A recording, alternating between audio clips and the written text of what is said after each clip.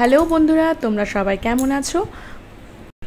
আমি কালকের ব্লগে আমার মামামের সামার ক্যাম্পের ডে 1 আর ডে 2টা তোমাদের সাথে শেয়ার করেছিলাম। আজকে ডে 3টা শেয়ার করব।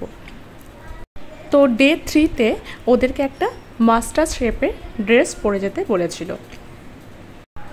তো আগের দিন আমরা সেটারই প্রিপারেশন নিয়েছিলাম।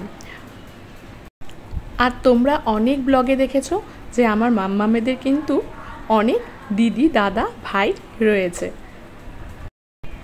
তারা কেউ নিজের দিদি দাদা ভাই না হলেও নিজের থেকে কোনো অংশেই কম না।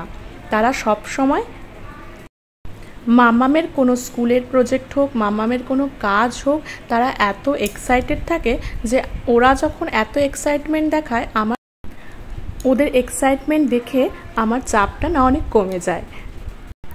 আর হেল্প তো অবশ্যই হয়। তো দেখো কি করে ওরা বানাচ্ছে। এটা হচ্ছে শেফের ড্রেসটা, তার আগে ক্যাপটা বানানো হয়ে গেছে। তো এখন সেখানে নাইফ, স্পুন এগুলো কাটিং করে সেট করছে। এবার ফ্রকটা কাট করছে। প্রথমে একটা হোয়াইট আর্ট পেপারে এঁকে তারপর সেটা আবার রেড আর্ট পেপারে তোমার সেট করে তারপর কাটিংটা করে। এই দেখো রেডি মামামের স্পুন, নাইফ আর ফ্রক। ম্যাম বলেছিল কাপড়েরও বানাতে পারো, আর্ট পেপারেরও বানাতে পারো। তো একদিন যেহেতু টাইম ছিল, কাপড় দিয়ে তৈরি করাটা একটু চাপ হয়ে যাচ্ছিল, তাই আমি আর্ট পেপারেই করি। কিন্তু এই ড্রেসটা আমার মনে হয় প্রত্যেকটা স্কুলে প্রত্যেকটা সেশনেই লাগে।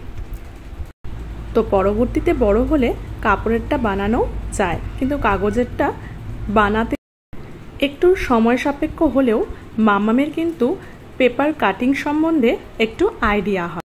কিন্তু সেই দিন সবাই হেল্প করলেও বিকেল থেকে রাত হয়ে যায়। মাম্মাম বড় হলে যে কি করব, কত কিছু যে স্কুল থেকে দিবে, তখন যে কি করব জানি না।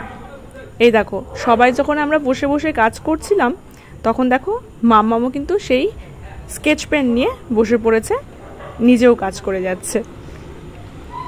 ওই যে বললাম মামামের একটা আর্ট অ্যান্ড ক্রাফট নিয়ে একটা আইডিয়া হলো। এই নাও এবার তোমরা ড্রেসটার ফাইনাল লুক দেখে নাও।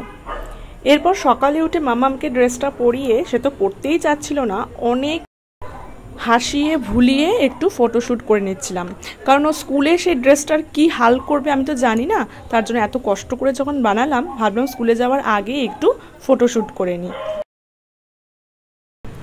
এবার ওকে স্কুলে পৌঁছিয়ে স্কুল থেকে আনার পালা। স্কুলে গিয়ে দেখি দেখো সবাই যা যা বানিয়েছে সেটা হাতে নিয়ে সুন্দর করে বেরোচ্ছিল। আমাদের সময় তো এত কিছু ছিল না, তো এখন সব স্কুলেই এরকম এত কিছু শেখায়।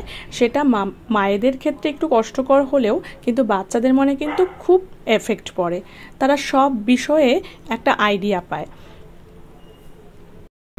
এই যে দেখো আমাদের মাস্টার শেফকে নিজেই খেতে শুরু করেছে, ও নিজে রান্না করে নিজেই খেতে শুরু করে দিয়েছে।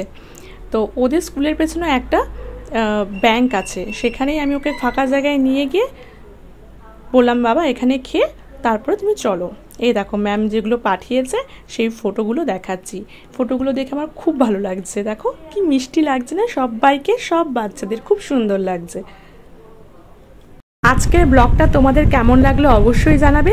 সবাই ভালো থাকো, সুস্থ থাকো। Good bye.